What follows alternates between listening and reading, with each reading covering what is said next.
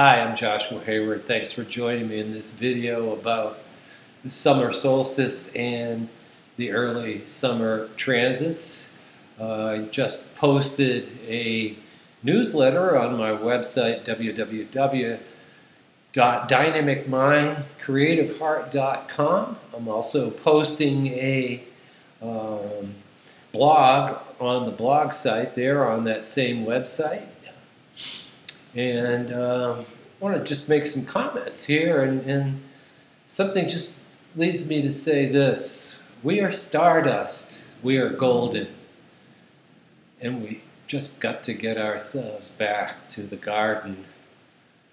And as I'm sitting here in Yellow Springs, Ohio, in my office, just now being hit by this incredible thunderstorm, and it's been one of those that it's been a long time coming, and it's just so wonderful to sit here finally bathed in this intense cleansing activity of this rainstorm. And the way they hit here is so intense that you worry about the garden, and is this going to do some damage to our garden?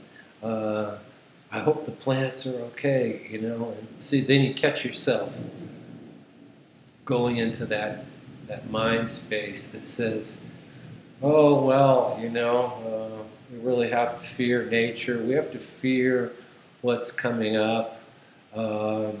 Geez, what will I do if? And, oh, if then, and oh my gosh. And, you know, that typical modern mindset that we have that's needing to control circumstances. And I look outside and I feel the mist coming in through the window, and I hear the rain coming down, and then I just wonder, what could possibly be wrong? And that's what I want to say about the transits. That's what I want to say about life right now. What could possibly be wrong in our lives except the beliefs that we hold in our own limitations? What could be wrong other than the fact that we're creating outside of our true or authentic selves? That might be the real problem that we need to look at. In my last video, Initiation of the True Self, I explored the concept that I was struck with during the eclipses that we just had in late May and early June.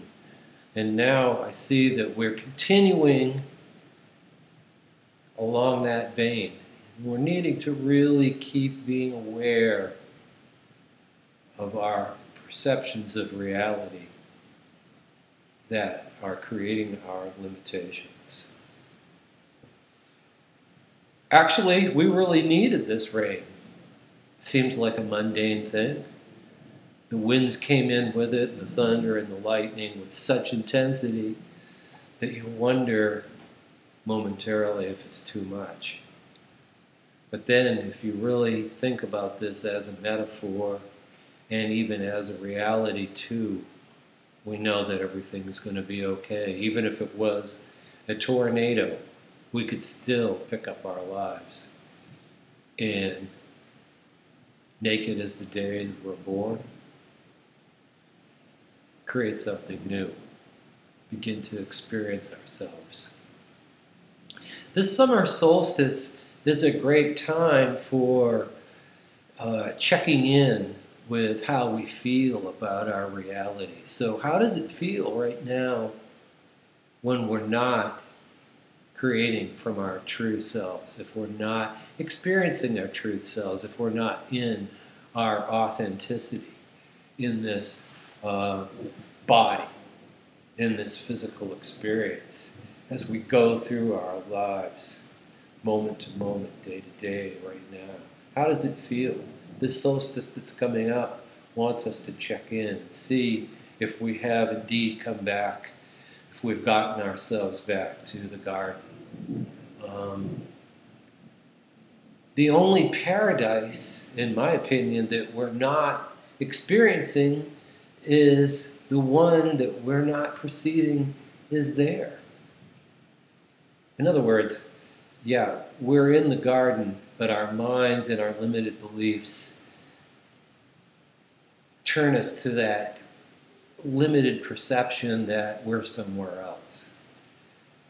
It's so easy to let ourselves be led in that direction. We're not free. We're not in a state of liberty unless we decide that we are.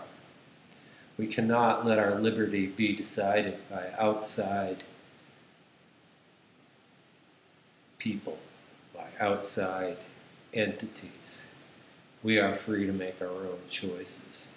If we really choose from down deep inside our hearts, this is the paradise that we live in. Okay, so, you get into the reality then. So what transits are here? Summer solstice as the sun moves into Cancer on the 21st of June. Yeah, like check in with how you feel. What's going on with the base of your power, with your family. Where you're seated on the earth. How does it feel right now? Does it feel like, okay, yeah, this is cool, I'm having a good life because it's authentically mine, because I'm free, or does it not? And where it's not, maybe some powerful choices and decisions to recreate. That might be a really good idea. It's something to consider. It's something that I'm doing. Okay. In my newsletter, I did mention that some of the transits really are very, very powerful that are coming up. And it's not just the two eclipses. It's now the solstice. And on the 24th of the month, we have the first exact square from Uranus to Pluto. And this is about individual and collective freedom. It's about changing the status quo. It's about changing any kind of structure that is antiquated, structures that no longer serve. This is on the macrocosmic level, be it with governments, etc., any kind of social structures, or be it within our individual structures that house our either authentic selves or our inauthentic selves, or parts of both. So it's got to do with the big picture, and it's got to do with the microcosm of the smaller picture of our individual lives. Uranus in Aries and Pluto in Capricorn, which rules status quo and structures and business, governments, things like that. Uranus, the big social freedom movement, changed the Aquarian planet, but now in the sign of Aries, saying, I am. So it's wanting us to be free, to be who we are. So are you in your garden? Is this who you are? This is my I amness? Does that feel okay? We're looking at Saturn stationing right on the next day, and then Venus stationing 2 days after that. We're talking about the 24th, 25th, 27th. Okay, so this is a pretty big time when we look at Saturn stationing for its last pass in Libra, stationing at 22 degrees of the sign of Libra, and then moving forward into Scorpio, into the sign of Scorpio this fall, where that's going to be another whole ball of wax. I think it'll start to pertain more to the economy and to economic change to go along with the Pluto square Uranus business that we're going to be dealing with for the next 3 years. But for now, early summer, does it have to do with relationship? Does it has to do with love? Has to do with loving our lives and structuring and looking at things that we relate with closely. So yeah, we're in a really big time right now, and one might want to give some thought to balancing our lives. Libra has to do with balance. It has to do with balancing the masculine and the feminine, balancing Mother Earth, Father Sky, having those things come together in a meaningful way in our lives. This is extremely important for us to look at individually. Because right now, you're looking at this video, you're watching me as an individual. You might have several individuals in the room watching. So consider it individually. Talk about it if you're a group. What can you do to be authentic? And remember, when you choose authenticity and choose to be the predominant creative factor in your life, then you've got the responsibility, okay, that's Saturn, to be in right relationship with yourself and to make really good choices. You can't blame outside stuff. You can't blame the government. You've still got the ability to have your own liberty and to have freedom and to be able to really look consciously right now into creating that. One thing I'll say in closing this video on the early summer transits here is that I can be of help. If you look on my website, www.dynamicmindcreativeheart.com, you will find a CD there that is a meditative process that will align you with being the predominant creative factor in your life. I would say to get on there and to go ahead and see what you can't do about bringing that CD into your life. You can get a hold of me.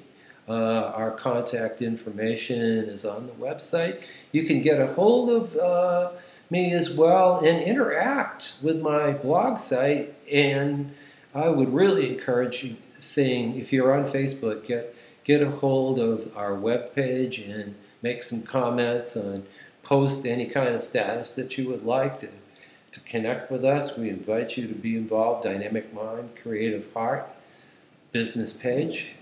And I will be following this with some July information, which is forthcoming. Until that, get yourself back to the garden.